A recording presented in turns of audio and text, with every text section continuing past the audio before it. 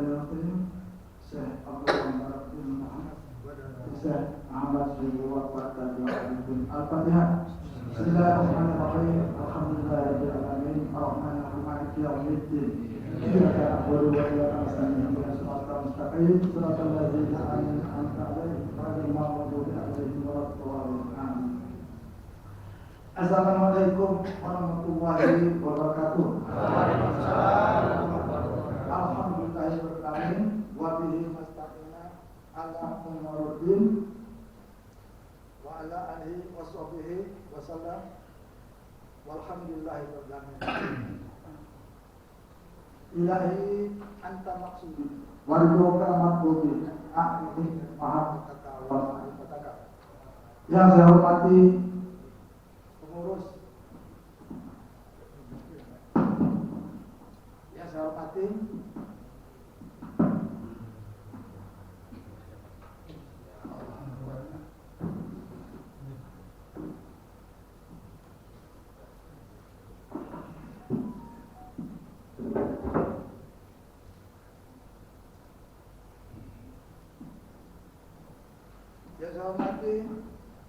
pengurus LDPKN Provinsi Lampung,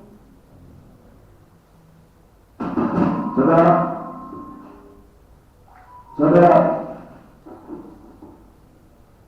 pembina, wakil ketua, sekretaris, bidang bidang, yang saya hormati para ikhwan, akhwat, notabene dari sentra di luar kota Lampung.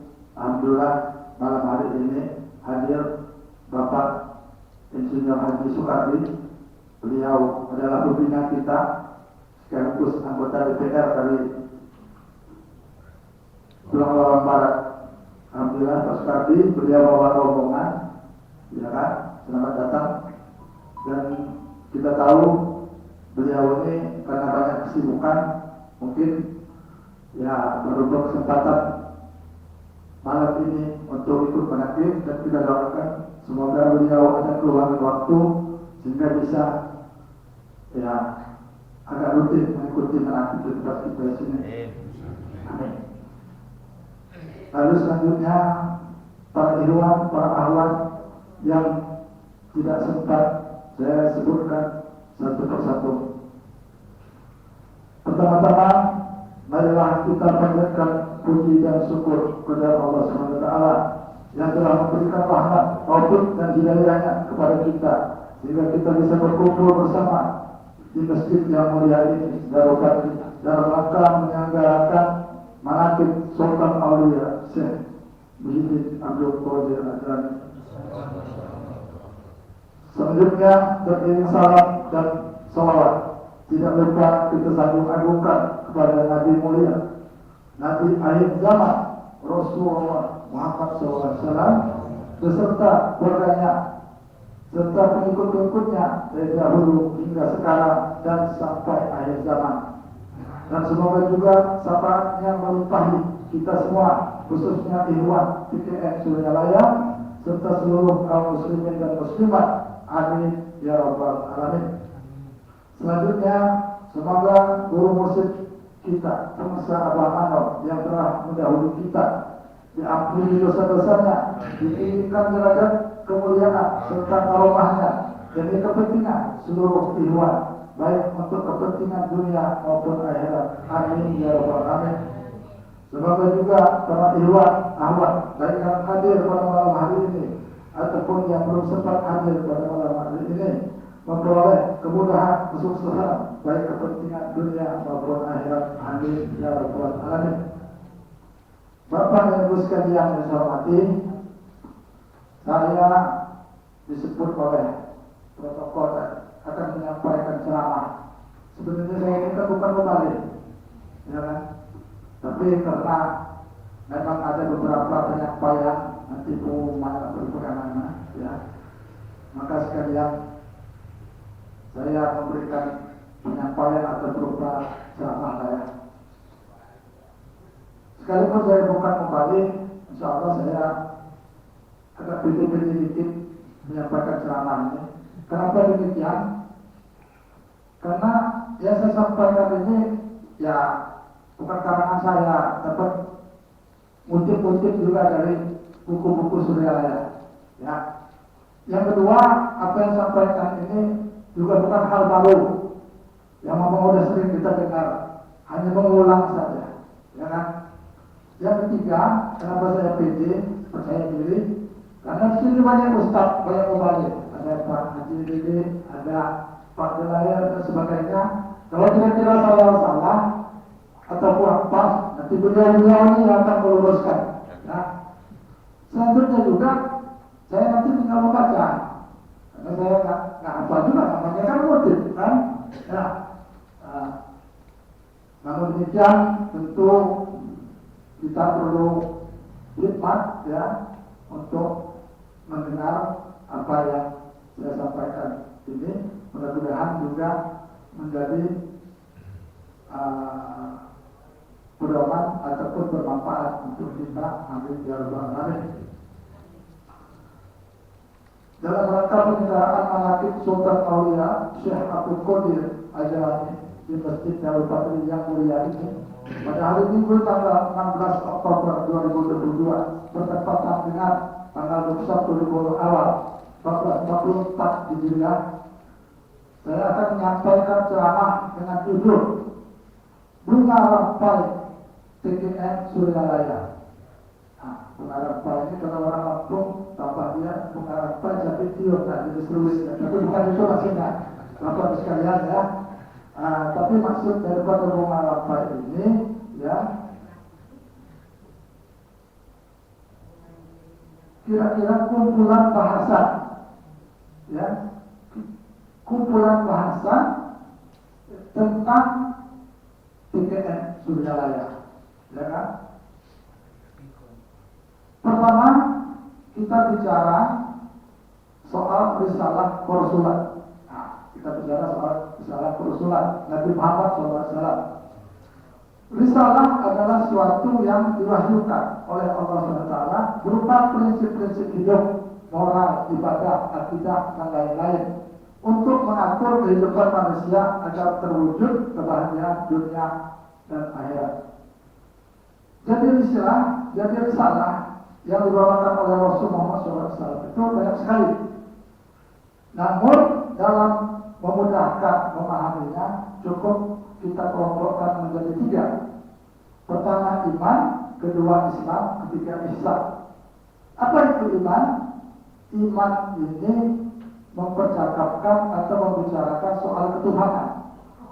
Pendekatannya melalui akal ataupun nas, akli ataupun nakli. Sebagaimana kita ketahui bersama, bicara soal iman atau kebahagiaan ini ada cabang ilmu khusus yang mungkin tidak sempat kita bicarakan dalam kesempatan ini karena dia banyak sekali. Untuk mengulang ingatan kita masa lalu bahwa Imam Asy'ariyah membagi sifat-sifat Allah itu menjadi 3. Pertama sifat yang wajib, sifat kesempurnaan yang pasti dimiliki oleh Allah SWT, jumlahnya 20. Yang kedua sifat yang mustahil dimiliki Allah, jumlahnya juga 20. Yang ketiga sifat jaiz atau mubah, sifat yang bebas atau boleh bagi Allah SWT, jumlahnya hanya 1, yaitu Allah SWT berkehendak sesuatu atau tidak berkehendak sesuatu. Nah ini yang iman. Yang Islam ini berkaitan dengan amal, fikih, pendekatannya. Jadi sifatnya nyata, bagaimana cara kita sholat, bagaimana cara kita ibadah dan seterusnya, ya kan? Lalu ihsan ini kaitannya atau objeknya adalah hati. Dalam pengertian bagaimana pemahaman dan pengamalan terhadap risalah yang dibawakan tadi dapat menciptakan jiwa yang bersih, perilaku yang arif dalam suatu wujud, yaitu akhlakul karimah atau akhlak yang mulia. Sampai di sini para ikhwan sekalian, kita menemukan jawaban kenapa kita harus berthariqah. Dalam artian di sini kita paham bahwa berthariqah itu wajib. Ya. Tentu setelah mengenal Tuhan, maka konsekuensinya harus mengerjakan segala perbuatan yang diperintahkannya dan menjauhi semua larangannya. Untuk sekedar mengejar bahwa amal kita sah atau tidak bukanlah hal yang begitu sulit jika kita melihat syarat dan rukunnya, ya kan? Namun apakah amal atau ibadah itu berkenan atau diterima Allah SWT? Inilah suatu pertanyaan. Pertanyaan terakhir inilah yang akan dijawab oleh ihsan. Yang perlu para ilmuwan ketahui bahwa ihsan ini diajarkan oleh tasawuf melalui pengamalan thariqat atau melalui pengamalan thariqat. Ya, dalam bentuk kita thariqat Qadiriyah Naqsabandiyah Pondok Pesantren Surabaya. Yang kedua, keharusan berthariqat diajarkan oleh seorang mursyid, kabir mukabir. Nah, saya yakin itu sudah paham semua apa maksud kabir mukabir. Kabir mukabir itu maksudnya orang yang percaya, orang yang benar dan dibenarkan Allah. Nah, itulah maksud kabir mukabir. Ya kan? Ada nyimpang sedikit, ada penjelasan di YouTube. Bagaimana kabir mukabir ini bisa dipahami? Ceritanya zaman dulu seorang raja menguji untuk siapa yang bisa menjadi menantunya. Dipanggillah ulama-ulama yang katakanlah viral lah, ya, yang hebat-hebat.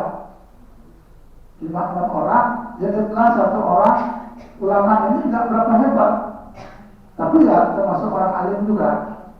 Jadi sekitar 7 orang disuruh menebak apa yang ada di dalam kotak. Seorang raja tersebut sudah menaruh berlian di dalam kotak pengusaha. Disuruh tebak. Satu menebak, wah itu isinya kelereng. Satu menebak isinya anu satu. Yang kesekian menebak isinya berlian. Waduh, pas betul, kan? Nah, yang terakhir ini, yang ustadz yang nggak berapa dikenal ini, tapi dia seorang taat juga. Kalau dia sudah nebak berlian, saya nebak berlian juga. Ya, kemudian apa jatuh? Maka dia bertawajuh di hati kecilnya, ya Allah, jangan permalukan aku. Ya, jadi dia memohon kepada Allah, jangan permalukan aku. Sebegitu ditanya, apa isi kotak itu? Dia bilang, itu ini, apa? Gabus dari sabut kelapa. Gabus dari sabut kelapa. Kaget sih, ini terkawal berpikir dia. Si raja tadi itu kan yang akan mengundi kepada apa yang mau dapat anak gadisnya itu tadi. Sebegitu dibuka, ternyata betul gabus dari sabut kelapa. Nah, inilah kira-kira pengertiannya orang yang benar dan dibenarkan Allah. Dia mengatakan gabus dari sabut kelapa. Allah membenarkan, lahirlah gabus. Yang berdiam tadi, walau tak mana. Nah, kira-kira demikian disingkatnya ya. Pengertian kamil mukabir itu tadi ya. Tasawuf untuk mencapai alam mukabirah, pribadi yang arifillah dalam rangka menuju ridha Allah hanya bisa diraih dengan jalan khusus atau thariqah yang telah disiapkan oleh para sholihin, para arifillah, para syekh yang silsilahnya bermuara kepada Rasul Muhammad SAW. Thariqah ini harus diajarkan oleh seorang mursyid yang kamil mukabir, seperti saya sebutkan tadi. Orang yang benar dan dibenarkan oleh Allah SWT. Dan untuk kita, 3MPP Surabaya, mursyidnya yaitu Hadratus Syekh Ghazi Ahmad Syibul Wafat Tajul Arifin. Ya, belum ada mursyid lain. Jangan ada kata mursyid 38. Jangan ada mursyid dari mana tuh? Dari arah Fatih lahir sana ya, 4 banyak ya. Jadi janganlah pikir begitu. Maksud kita, saya Ahmad Syibul Wafat Tajul Arifin apa itu. Timbul pertanyaan, mengapa Katoliko harus melalui seorang mursyid? Jawabannya bahwa ruh kita yang suci ini selalu makrifat kepada Allah. Tapi karena berada dalam jasmani yang terbuat dari tanah, maka ruh tersebut tidak bisa kembali ke tempat asal untuk makrifat kepada Allah. Untuk kembali perlu diberi peringatan, sebagaimana termuat dalam Al-Quran surat Az-Zariyat ayat 55, yang artinya, dan berilah peringatan karena peringatan itu bermanfaat bagi orang-orang yang beriman. Untuk memperingati ruh yang lupa tersebut diperlukan guru mursyid, yaitu seorang mursyid yang kamil mukamil, yang tidak perlu diragukan lagi kemampuannya, keahliannya, ketaatannya, pengetahuannya, ilmunya, dan seterusnya. Ketiga, tujuan bertorikot TGN Suryalaya. Tujuannya ada tiga. Pertama, takawuf terhadap Allah SWT, mendekatkan diri kepada Allah sebagaimana dimaksud pada Al-Quran surat Al-Alaq ayat 19 yang berbunyi, dan sujudlah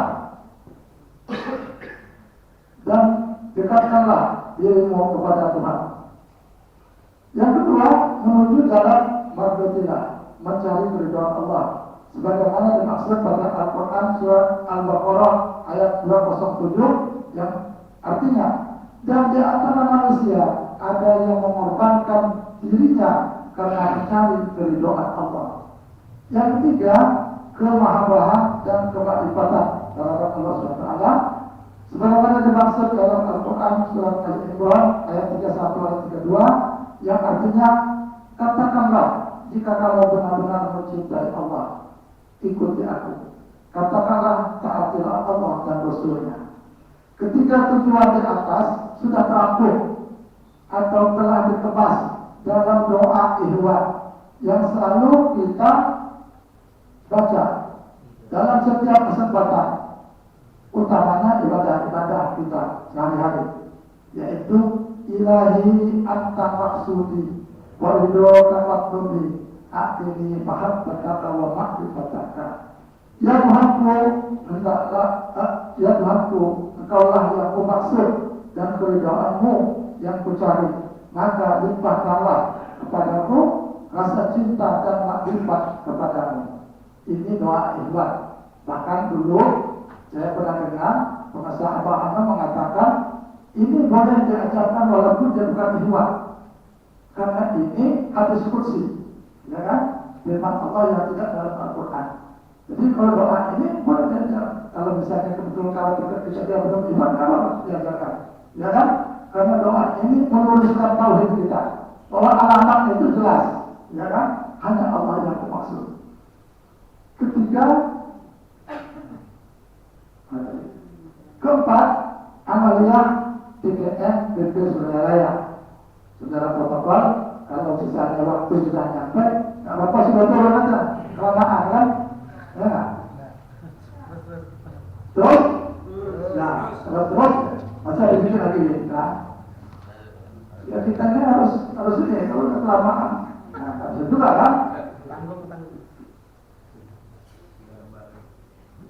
Nah, kita lagi. Amaliyah TGN Suryalaya dan adab ya murid terhadap mursyid.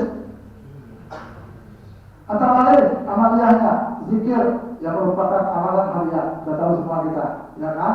Zikir harian 165, ya kan? Zikir jahatnya, zikir hobinya tidak berbilang. Apa? Mengatakan, mursyid kita mengatakan lupa ingatkan.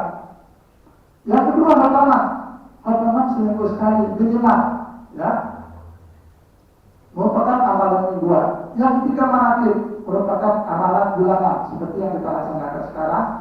Yang keempat robito. Nah, robito ini hubungan atau kaitan murid dengan mursyid, baik dohir maupun batin, ya kan? Jadi kita terhubung dengan mursyid, walaupun mursyid kita itu sudah almarhum, ya. Jadi orang Torikoh itu harus punya pemahaman, punya kepercayaan demikian. Ya, mursyid kita sudah almarhum. Dikatakan dalam fikihnya bahwa orang beriman itu tidak mati, tapi tidak alam. Ya, jadi mursyid kita masih ada. Oleh karena itu, kalau ada ini kita Robito. Saya pernah baca sebuah buku mengatakan Robito itu kira-kira seorang belajar menjahit. Untuk menjahit, ketika dia menjahit sendiri, dia ingat dengan gurunya. Oh, gitu caranya potong. Kira-kira gitu, menghubungkan, ya, menghubungkan dengan guru. Sudah itu dia yaitu latihan-latihan untuk memantapkan pribadi setiap murid, ya kan? Kemarin kita alhamdulillah kita ikut upgrading, nggak perlu kita bicara lagi, itulah cara-cara yang sudah diajarkan. Lalu ada murid kepada mursyid, yang dimaksud adalah kehalusan dan kebaikan budi pekerti, atau disebut juga akhlak murid terhadap guru, antara lain. Ya, habisnya. Satu, yakin. Ya, sebagai murid harus yakin dengan mursyidnya. Seorang murid harus betul-betul yakin terhadap mursyid dalam semua segi, tidak ada yang tersisa. Tujuan seorang murid tidak akan tercapai tanpa perasaan berkah dan karomah mursyid. Jadi kalau kita sudah berperikot, kita harus yakin, ya, terhadap mursyid kita, ya kan? Barokah dan karomah mursyid yang bisa mensukseskan kita. Kedua, taat, hormat, dan izin kepada mursyid. Kalau izin mursyidnya sudah ada, ya dikatakan tadi kan lahir dan batin, bisa secara soronia kita Robito kalau ada, atau kita pergi ke Surabaya, itu lebih bagus, kita ziarah ke sana. Itu juga merupakan suatu bentuk kemaatan, kehormatan akan izin kepada mursyid. Ikhlas dan berkhidmat kepada guru mursyid dan keluarganya. Khidmat itu maksudnya pelayanan murid terhadap guru mursyid, ya. Pelayanan bagaimana? Kalau pelayanan waktu apa lagi itu ada yang mendorong itu khidmat. Tapi kita kan nggak bisa sembarangan. Kita datang mendorong dulu nggak boleh. Khidmat dalam pengertian arti luas, dimanapun posisi kita, ya kan? Kalau misalnya kebetulan kita sebagai anggota DPR seperti Pak Sukadi, khidmat kepada mursyid menjadi anggota DPR yang baik, menyakitkan nasib masyarakat dan seterusnya. Itu khidmat dengan mursyid, ya kan? Karena mursyid itu mengajarkan kita akhlakul karimah, ya, mengajarkan kita pada ketakwaan dan seterusnya. Termasuk semua ini pekerjaan kita, ya. Sudah itu husnuzon, berbaik sangka terhadap mursyid, ya. Janganlah kita berburuk sangka terhadap mursyid, ya. Mursyid itu ini apa? Sudah ada, sama aja. Ini ada mursyid baru lebih bisa tinggi. Kita sudah termasuk tidak husnuzon, tidak berbaik sangka. Menjaga nama baik guru dan keluarga, termasuk perangkat atau lembaga ibadah yang ditinggalkan. Bagaimana kita menjaga nama baik guru dan keluarga? Paling tidak kita mengamalkan takbir. Takbir mengatakan taat kepada aturan agama, taat kepada aturan negara. Ya, kalau kita udah amal tanpa hasil pulang, ini sudah termasuk nggak menjaga nama baik guru, ya kan? Itu anggota TKN sudah tanpa hasil. Kenapa? Ada nama-nama dikit. Ya kan, umpama, ya, ada protes terus, kenapa begitu, nah, tanpa hasilnya. Buat malu kan, nah, gara-gara begitu ya. Sudah itu, jangan jadi pengkhianat atau mencari keuntungan pribadi dari bertorikoh TKN pun. Itu sudah lain. Ini bahasanya sangat keras, ya. Tapi ya itulah bahasanya. Jadi kita tak boleh pengkhianat. Kalau kita sebagai murid apa, kita khidmat dengan apa? Dengan jadi pengkhianat. Jangan mencari keuntungan pribadi dari bertorikoh ini. Jangan dijual torikoh ini. Kira-kira begitu maksudnya. InsyaAllah Bapak Ibu sekalian, Pak Iwan semua yang ada di sini, alhamdulillah memang tidak demikian. Tapi ini perlu. ya perlu kita catat, ya. Siapa? Kiai Wahyudin mengatakan, selaku murid, apalagi sebagai pengurus, harus betul-betul mengabdi kepada kepentingan Suralaya dengan maksud amaliyah ibadah. Itu, jangan ada tendensi lain, ya. Woi, orang ini, nanti kita begitu, nggak usah seperti itu, ya. Sudah itu pengembangan organisasi ketika FPP Suralaya. Nah, Bapak sekalian, sampai sini kemarin Pak Wakil Ketua Pak Haji Jalail Khairot, beliau mengatakan bahwa beliau mengundang sentra-sentra antara lain dari Pulau Bawah Barat, dari Banyumas, ada hadir? Banyumas, dari Wailoro, ya, Aceh, ya, beliau mungkin kesibukan dan sebagainya, ya kan? Intinya bahwa LDTKN ini merupakan wadah bagi kita, Ikhwan Suralaya, ya. LDTKN ini wadah untuk kita silaturahmi, wadah untuk pembinaan kita amaliyah ibadah, wadah untuk bagaimana komunikasi kita antar Ikhwan di LDTKN Provinsi Lampung ini dan LDTKN pusat, dan seterusnya. Oleh karena itu, dalam kesempatan ini, syukur alhamdulillah dari Pulau Barat hadir, kami dari pengurus LDTKN Provinsi Lampung ini menganjurkan, ya, menghimbau, mohon kepada Pak Insinyur Haji Sukardi, mempeloporinya, supaya bisa dibentuk tingkat kabupaten, apakah Tulang Bawang Barat atau Kabupaten Tulang Barat, terserah sesuai dengan jumlah Ikhwannya, dan tentu pembentukan ini dalam rangka lebih meningkatkan kita dalam beramal melalui TKN Suralaya. Bagaimana teknis pembentukannya dan sebagainya nanti sudah wakil ketua, sudah sekretaris, nanti kita bicara lebih lanjut pas tadi. Tapi prinsipnya kita dari LDTKN provinsi ini mendorong sekali sehingga ada pengembangan di sentra-sentra di luar kota Bandar Lampung, ya kan? Syukur alhamdulillah kalau bisa kita mulai Kabupaten Tulang Bawang Barat, dan nanti untuk peresmiannya nanti kita jadwalkan tidak akan hadir saya, ya itu. Mungkin itu, mohon maaf nih, katanya bukan kembali tapi ceramahnya udah agak panjang juga, mohon maaf ya.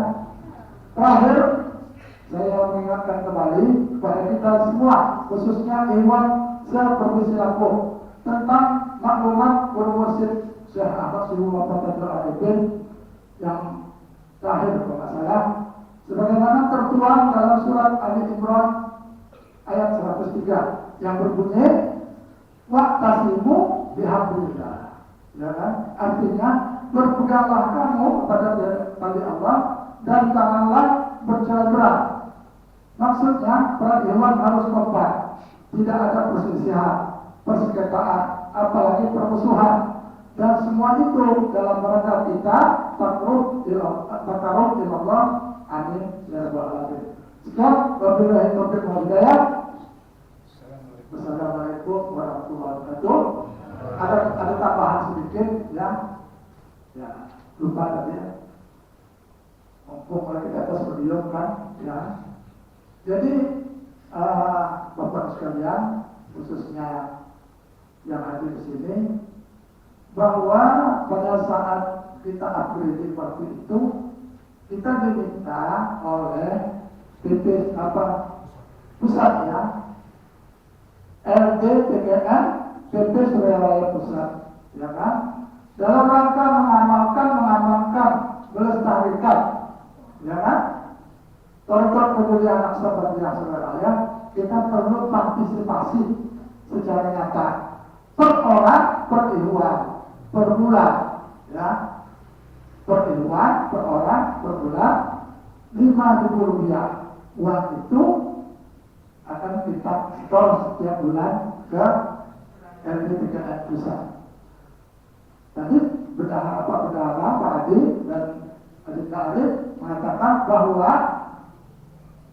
manakib ini kita mulai store pertama kali, ya, Rp5.000. Jadi Pak Serapi mohon di koordinir di luar sana Rp5.000 saja. Tapi kalau misalnya agak repot 5.000, ya mungkin 10 bulan sekali bayar 50.000 kan. Nah, 10 bulan selanjutnya baru nyambung lagi. Tapi apapun itu kita tetap menyetornya per bulan. Betul. Jadi kalau 50.000 itu kita setorkan tidak. Lalu selanjutnya ada informasi juga dari Adinda Adi tadi bahwa pada minggu ini hari belum biasa. Insya Allah hari Minggu ya. Pada minggu ini insya Allah hari Minggu nanti penasihat Umi ya beserta rombongan akan hadir di sini. Oleh karena itu nanti mungkin para pengurus diharapkan kita bincang-bincang dalam rangka kehadiran beliau, pertama tentu bagaimana akomodasinya, bagaimana fasilitasnya, bagaimana rencana-rencana beliau. Mungkin itu dari saya. Sekali lagi mohon maaf. Wassalamualaikum warahmatullahi wabarakatuh.